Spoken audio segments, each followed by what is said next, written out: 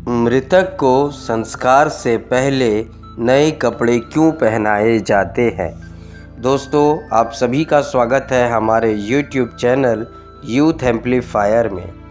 आज हम इस वीडियो में ये जानेंगे कि मृतक को, मरे हुए व्यक्ति को संस्कार से पहले नए कपड़े क्यों पहनाए जाते हैं।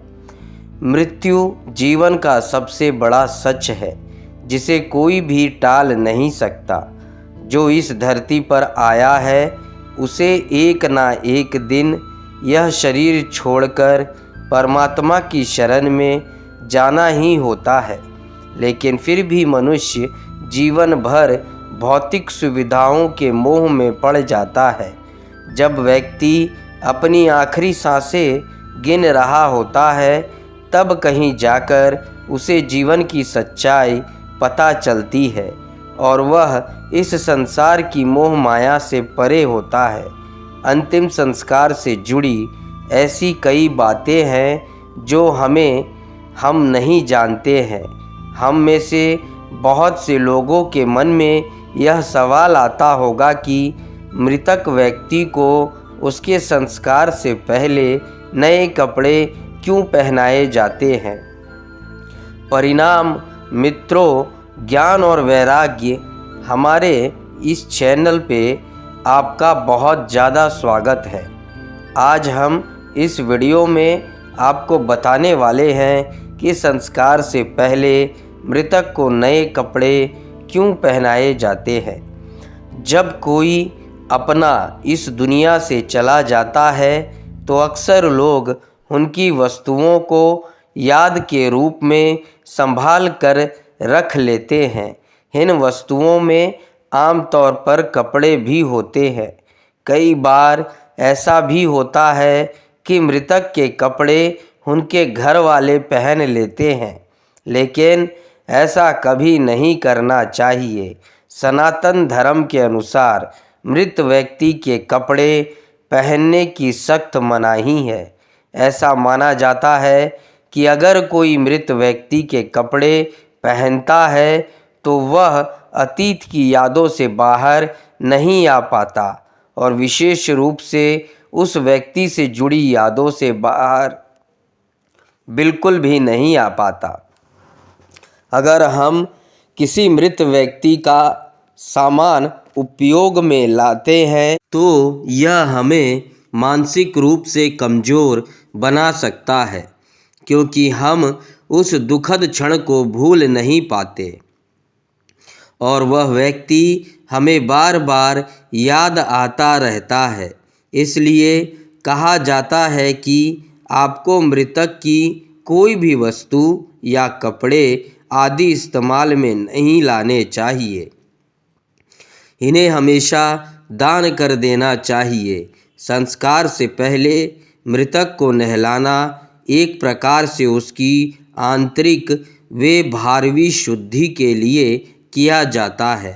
हिंदू धर्म के 18 पुराणों में से एक गरुड़ पुराण के अनुसार मृतक व्यक्ति को पहले गंगा जल से स्नान करवाना चाहिए, फिर उसके शरीर पर चंदन, तिल के तेल और घी का लेप लगाना चाहिए। गरुड़ पुराण के अनुसार किसी भी शव को बिना वस्त्रों के नहीं जलाना चाहिए। मृतक के शरीर को पूरी तरह नए वस्त्रों से ढक देना चाहिए और इस बात को विशेष रूप से ध्यान रखना चाहिए कि मृतक के वस्त्र नए हो, शुद्ध हो और सफ़ेद रंग के हो। सफ़ेद रंग शांति और पवित्रता का रंग होता है। सनातन धर्म में सफ़ेद रंग को शोक, मृत्यु हो और मोक्ष का प्रतीक भी माना जाता है।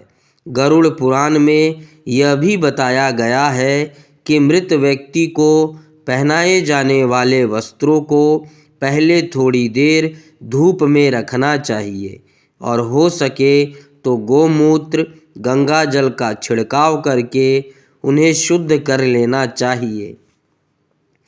ऐसे करने से कपड़ों के माध्यम से मृत व्यक्ति के शरीर के चारों ओर एक पवित्र कवच बन जाता है जो शव को बुरी शक्तियों के संपर्क में आने से बचाता है।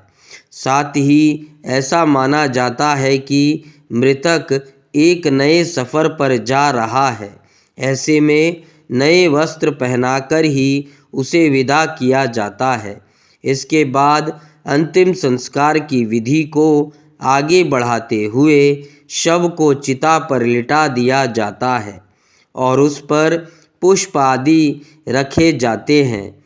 किसी की मृत्यु होने पर यदि उसके परिवार के लोग अंतिम संस्कार में बहुत जल्दबाजी करते हैं तो यह बिल्कुल सही नहीं है। किसी का अंतिम संस्कार 9 घंटे के अंदर कर देना चाहिए।